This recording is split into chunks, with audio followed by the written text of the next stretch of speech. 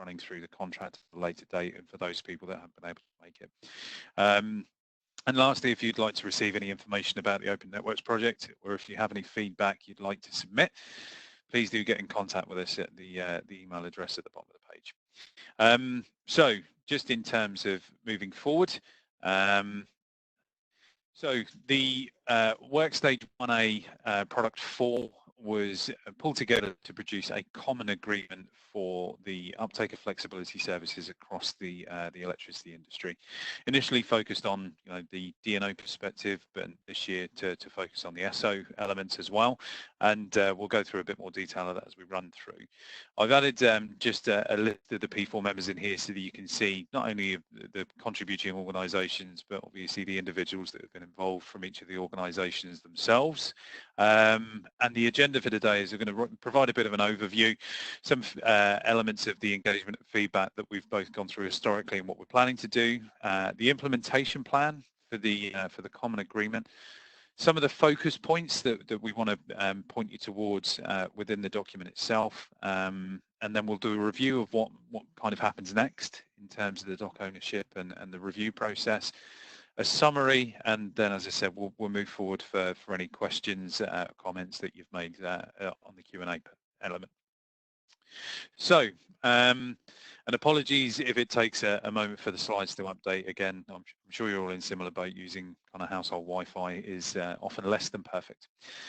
So, from an overview perspective, the common agreement was developed using the existing contracts or those that were in development across all of the DNOs and some input from the ESO on one of their standard contracts at the beginning of last year, that commenced as a product in January 2019. We, in June of 19, submitted a report that detailed identified good practice points from the existing contracts. These were fed in via a gap analysis of all of those contract sources that we pulled together, and basically gave a number of recommendations about what should be included or what should be omitted from agreements moving forward. Following the submission of that report, the product changed ever so slightly, as opposed to not just recommending how contracts should be structured, to actually developing a single common agreement for utilisation across all the flexibility services currently fielded by DNOs and those that would be fielded by the SO as well. Throughout the course of last year and into this year, we've collected stakeholder feedback across presentations, workshops, and we've included consultation questions as well. And the feedback that we've had has helped feed into the version 1 of the agreement that's currently been released, and how we've structured the content of these of the agreements themselves. As we move towards the latter part of last year, obviously we were extracting elements from different organisations, different legal perspectives to enter into that common agreement. So through the ENA, we secured assistance from CMS as an external legal support, and what they were able to do is to run through and, if you like, normalise each of the individual clauses to make sure that it flowed, it still had the feel of a proper legal document, and there weren't disparate elements that were apparent based on their sourcing. And they were also able to give us some input as a working team from a non-industry perspective, to make sure that actually we weren't just looking at this from an industry incumbent perspective, that there was that openness around new entrants and non-industry elements as well. A key point of note for the webinar today and the feedback process that we'll be running for the next few weeks is that the agreement is out. It's released, version 1. It is available to view and download on the ENA website at the link at the bottom of this page. What I will encourage you to do now, and probably throughout the document, is by far the best way that you will see the work that we've put into this, and hopefully whether it's met any requirements or needs that you have, is to download and read through the agreement. I know being recommended to read a contract isn't something that we'd all see as maybe an exciting piece of work, but I do believe that that is the best way that you're going to see the positives that have been entered into the common agreement to date. So, in terms of the timeline, where we are now is that version 1 has been finalised and approved. That's gone through the ENA, both advisory group and the steering group, and it has been released. And each of the DNOs has offered up an implementation plan as to when we expect to start using the agreement in anger. From here until June, are working on the next phase of the P4 works, which is to look at the wider set of the ESO contracts that they have in use, running a similar gap analysis, and then the idea being is we look to release a version 2 of the common agreement before the end of the year, and that will enable wider uptake across the ESO for their different services, as well as hopefully offering a number of improvements against the version 1 from a DNO perspective as well.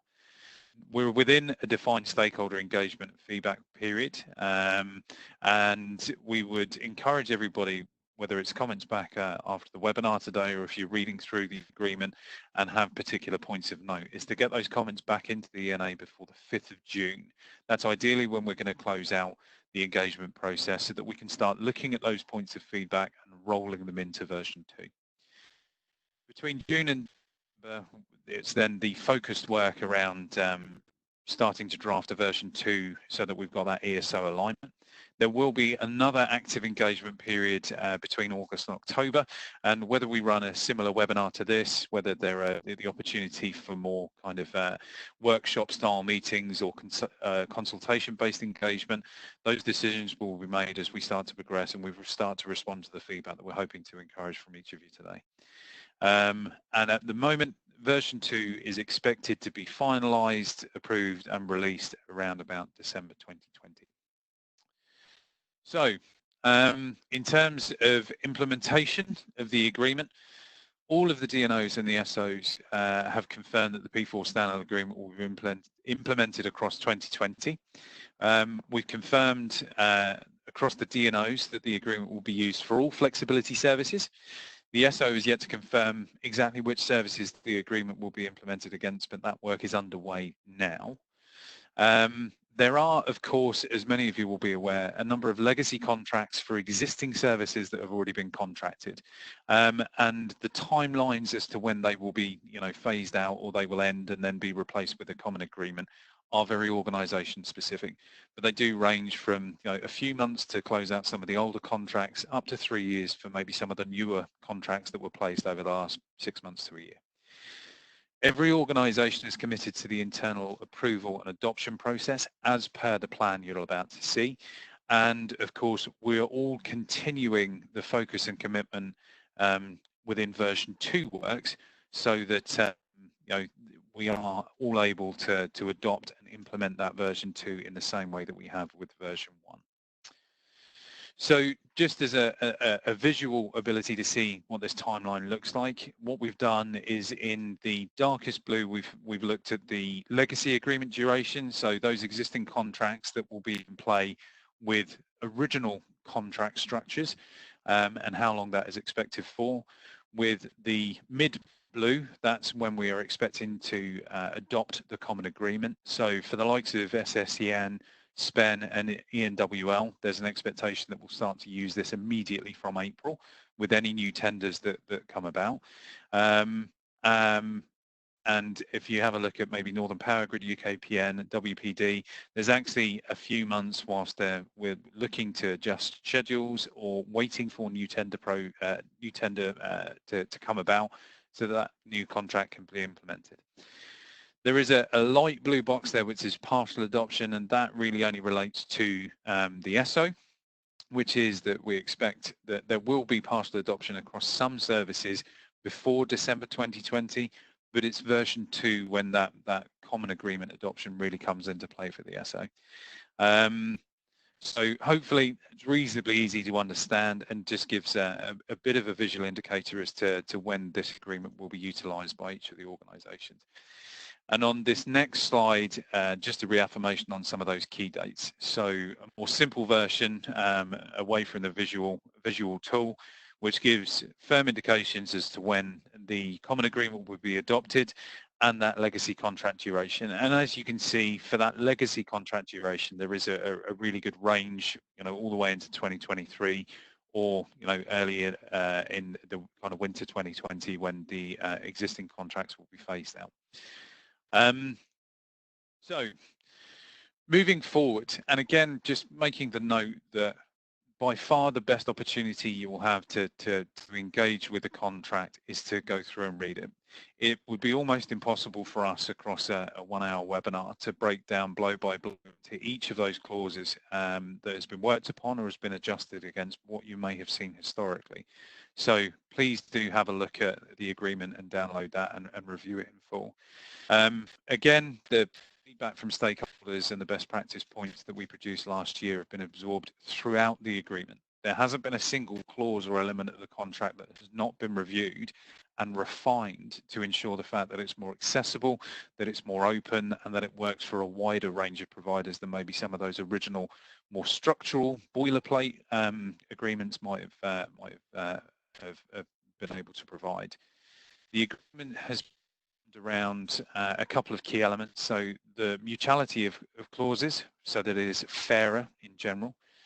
The ability to cap of most liabilities and indemnities to contract value, enabling an agreement which works for both large and small service providers. There is focus and commitment to using common terminology, clauses and schedule structure across the whole common agreement, and that has been carried forward into the implementation plan, that the core agreement itself has got as little or as minimal amount of variation as possible, with the likely exception of things like differences between English and Scottish law and signature strips and dates. The majority of those variances have been pushed into the schedules themselves. So when we start to look at service-specific requirements, geographical changes, pricing that may change both from DNO to DNO and from service to service, all of those variances have been moved into the schedules, but a structure has been added to those schedules to ensure that you as providers and industry stakeholders see a very linear approach across each of the organizations when you're picking these contracts up and looking to sign them. Across the contract, clauses have been simplified. We've reduced and merged a number of those clauses to make, again, a more dynamic and an easily accessible document. And ultimately, the idea being is as simple as we could make this contract was going to be better for everybody involved.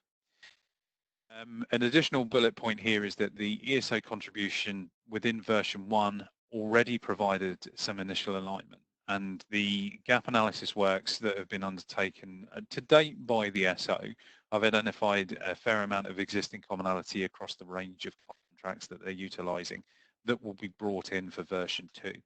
And again, that alignment alongside your feedback and any of the outputs that we capture within this engagement period will then be rolled into version 2 as well. So whilst the focus of the work is on that ESO alignment, it is not at the cost of applying improvements that we might have either from your feedback or if we have live iterations of those contracts running, and how we are dealing with that kind of face-to-face interaction if there's any live feedback that's generated through using the contracts in anger. Just moving forward, some key examples of feedback that we'd received in the early stages and how we've changed that. So as the first example, contractual responsibilities should be proportionate to contract values to give more of a level playing field for smaller providers as well as the large incumbents. And again, in response to that, we worked on towards the majority of those liabilities and indemnities that are being capped at contract value. Variations in service provision covered by variations could be seen as a form of bilateral and avoid tendering for new services. And what we did as a product team was look to put limitations in the time and duration of any service variations, which meant that small variations could be made based on a network requirement or a willingness to accept those variations. However, anything significant would actually drive a new tender process, and we've put that contractually within the document. So there won't be that opportunity for services to be extended or increased, without that limit, and therefore driving new tenders and hopefully encouraging new participants to get involved. Contracts should allow stackable revenues, and of course, outside of any sort of conflict management, there is a stipulation that entering into one DNO service should not limit and will not limit your ability to enter into other service types. Obviously, if there is a particular service window that you're agreeing to when providing a service, what you shouldn't do as a provider is then agree to a number of different services that might conflict with your ability to meet that service window. But the contracts are based around a non-exclusive agreement. So making sure that the commitments can be met, but you as providers are able to stack benefits and enter into multiple different service types. Again, acknowledging that point that if there are defined service windows, they should be adhered to. DNO should offer long and short-term contracts as long as requirements are clear. So service requirements will be specifically covered within the defined schedules, and we have identified and implemented a good practice point from June last year, which was actually to limit contract terms to a maximum of 5 years. Now, whether that means that there is a 4-year contract and you have the opportunity to extend by 1 year, or you have a 1-year rolling contract where you can assess the viability, the cost benefit of that service for both the DNO and the provider, and then look to reopen when you need to, but at a maximum of 5 years, that has to go back out to market. Now, contract durations are one of those things that when we start to look at some of the innovation projects that the industry has in play at the moment, there may well be adaptation required. And ultimately, it is very, very much of the opinion of the P4 team that the good practice points that were generated in June of last year were not be all and end all. We do need to revisit those to make sure they're still working. And we very much listen to feedback such as actually longer term contracts provide a certain amount of commercial confidence for maybe new projects or incumbent suppliers, whereas shorter term have that benefit of being able to be opened so that more market entrants can participate. So the good practice points will be revisited and will continue to be revisited as to whether they need to be updated. Are they still fit for purpose? Do they still meet the requirements of this emerging market and this evolving market that we're operating within? Again, a kind of continuation of some of those focus points is there is still discussion that we are going to be having around indemnities, liabilities and insurances, basically just to ensure that we're as close to a one-size-fits-all as we can be, whilst capping to contract value meets a certain criteria in terms of making these open and more flexible and more able to be accessible by smaller and larger providers. Contract values can still be quite high when you look at maybe a 4-year contract value, and there is still a certain argument about whether just a flat base cap of 200k or 300k might be a better alternative. So within the version 2 works and the 2020 work package, the product team are planning on having further conversations around that indemnities, liabilities and insurance point to make sure that we get something that is as good as a one-size-fits-all or a varying scale that meets the requirements of the majority, if not all, of our stakeholders. There are a range of development projects across the SO and DNO'S and existing systems or systems that are in development that can be used to have more efficient procurement processes, better management of flexibility services, and the automated settlement invoicing processes as well. Now, the common contract that we've designed as is has been built with these variances in mind. However, of course, we are still in an evolving market, and we as DNOs and network operators are still evolving our capabilities around making these processes more efficient, more effective, more accessible, fairer and transparent for our stakeholders and providers. So whilst the schedules allow these variances, it's also a focus of the product team to make sure that we're aware of how new management systems or new procurement rules may impact and have to be responded to within the contract. New service types or innovation projects seeking to understand wider market interactions. Of course, when we start to look at neutral market facilitation, DNO-based or SO-based services are only a small proportion of what those markets will be able to support moving forward. You know, local energy markets, the ability for peer-to-peer, will all have an impact and will all have variance on the type of contractual clauses and stipulated requirements that we have to implement as network operators.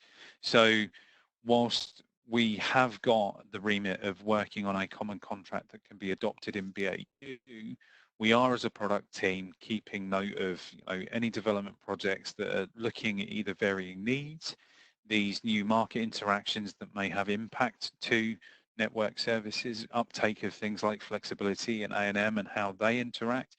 And all of those feedback points will be focused upon, reviewed by the P4 team.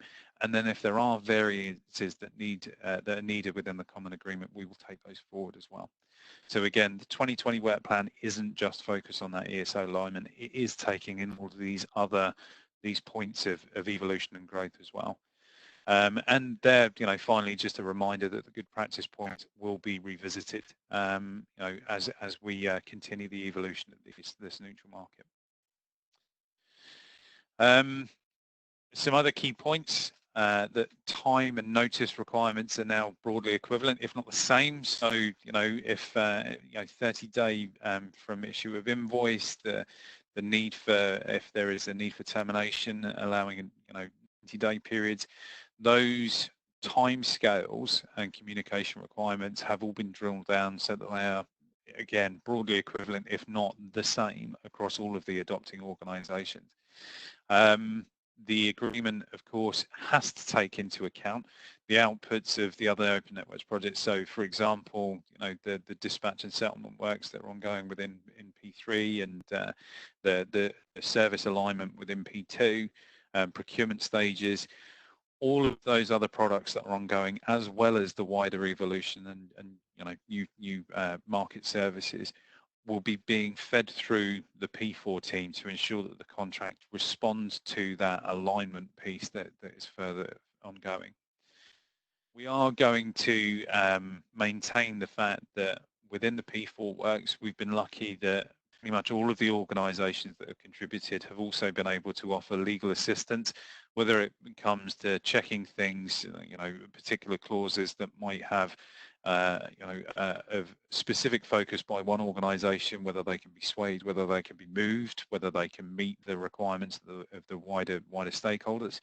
And we will, of course, later on towards the year, is looking at re-engaging that external legal support when we start to look at the final drafting of version 2, so that, again, what you're presented at when the works are complete is a cohesive and coherent single document, as opposed to, you know, a group of maybe slightly separate clauses because they've been drafted by different organisations.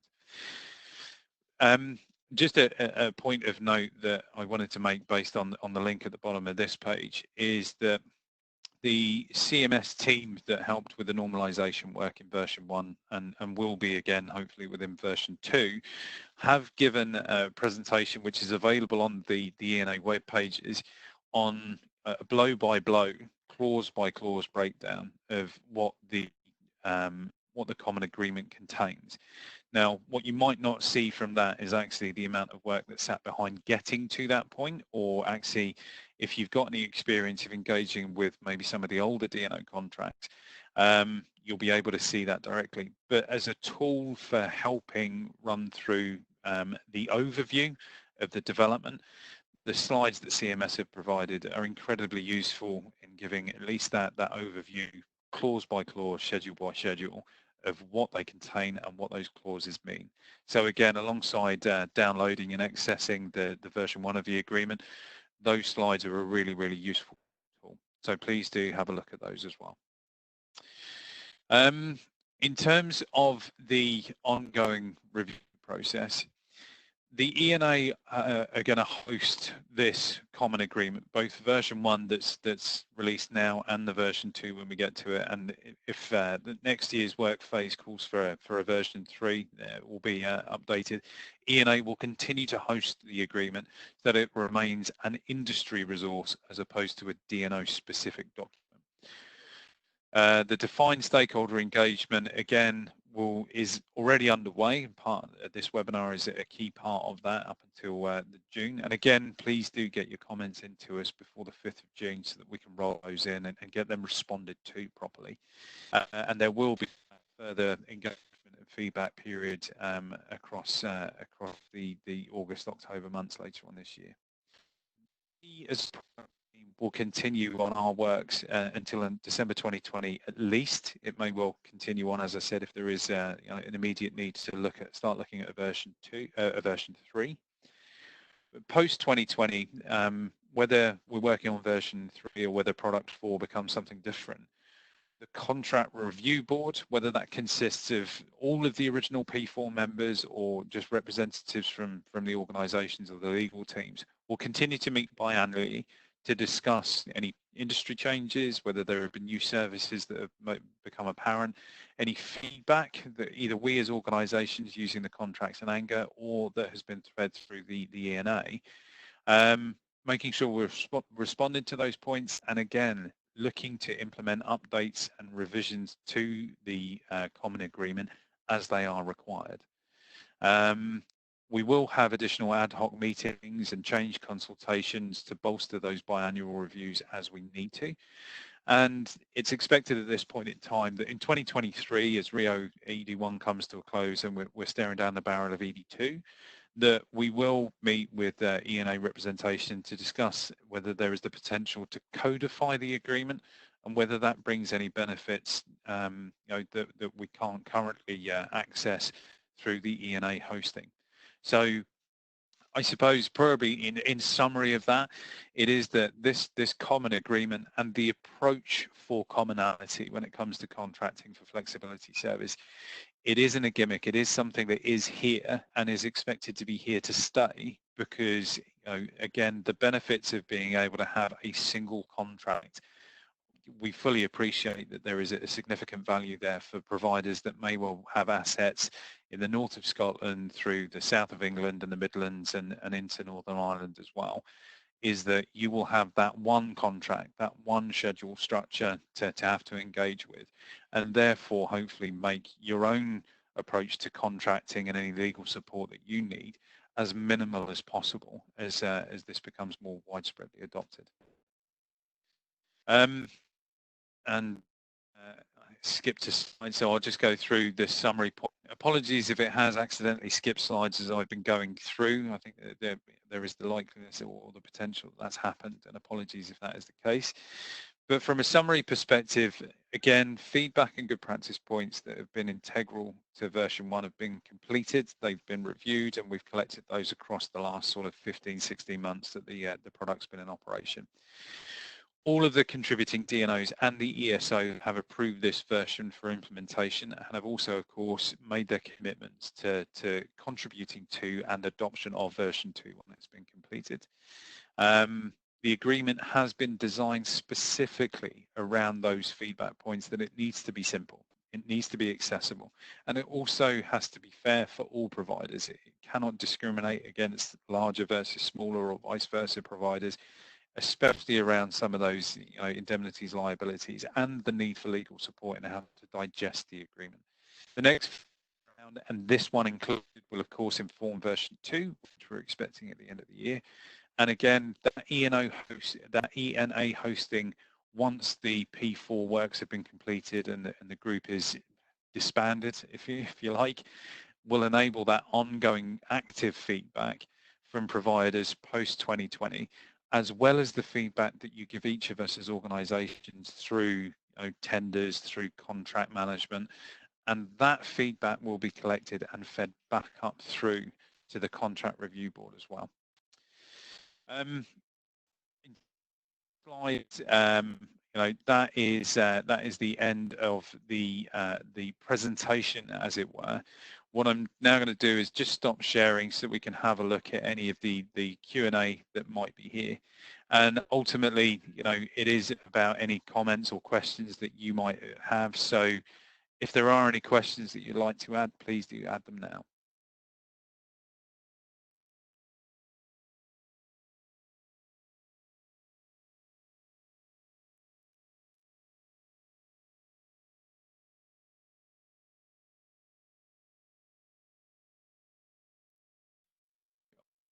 having a look at the screen, and I'm not too sure whether it may well just be my screen in itself, but I'll just ask Daniel, our host from the ENA, have you seen any sort of questions pop up or any verbal questions asked whilst I've been presenting, Dan?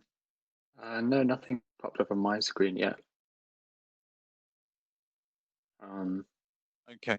Reminder, if anyone does have questions, to pop them in the Q&A the box, as opposed to the chat box, just so everybody gets to see.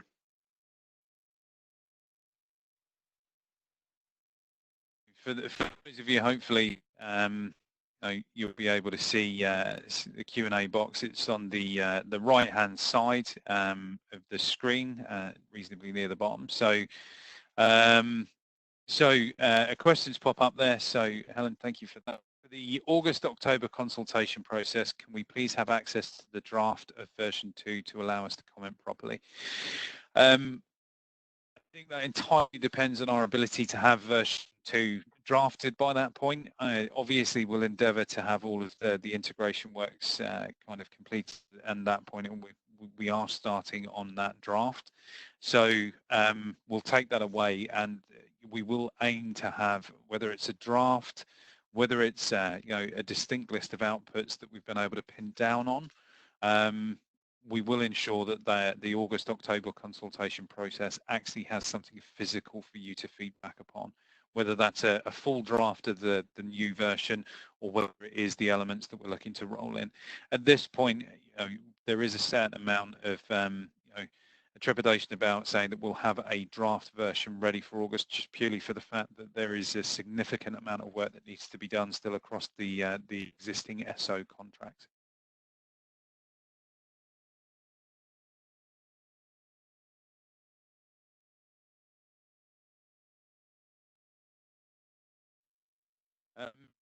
Again, everyone, if there are any additional questions, please do add to the Q&A. I fully appreciate it's a Friday afternoon, and I'm sure if any of you are dialing next to a window, you're looking at bright sunshine and thinking that the weekend might be starting soon.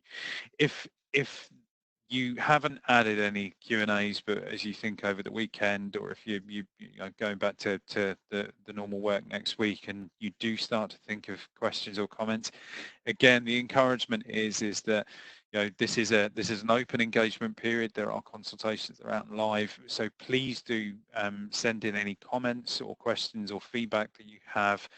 Please do download the agreement and give it a full review, or those slides from CMS at the very base point, because your feedback is critical for us in being able to make sure that version 2 works for yourselves, as well as meet the requirements that we have across the network operators and the SO. Just an additional point there. So if version 2 is not drafted by the August-October consultation, it's important that the near final version does go out to stakeholders before implementation. And I think ultimately we acknowledge that when we started to look at the kind of tail end of version 1, the ability to release the agreement in full before implementation, there was only a very, very narrow window. That's something that we can take back specifically and have a look at the timeline for version 2. If we are only nearing completion in December, whether we can extend that period to ensure the fact that it is out there and it is being commented on before maybe final approval and adoption into the beginning of 2021 is something that I completely agree with would be of value. So, yeah, if we are in a position where we won't have a draft of version 2 for that August to October engagement period, then what we'll do is we'll look to extend it out so that there is the opportunity for attracting comments and feedback before it goes live. Right. So based on the fact that there aren't any other questions coming through, it either means that my job's been done incredibly well by myself, so thank you all, or it means that I've sent half of you to sleep. In either case, please do make sure that you're downloading the agreement, you have a read through. Again, your feedback is critical for us, making sure that version 2 again meets the requirements of everybody involved. The webinar as mentioned at the beginning, will be recorded. It will be uploaded onto the ENA web pages, so you'll be able to revisit this and listen again to any of the points that have been made. And again, if you do need any guidance or if there are any questions that you have, please do get them back through to the ENA, and we'll make sure that we review and we respond to you with the feedback. So for myself and thank you, Dan, for hosting the session and for the ENA pulling this together. For each and every one of you that's dialed in this afternoon, thank you for taking the time out, and I do hope you all continue to stay safe and you have a brilliant weekend. Thank you all.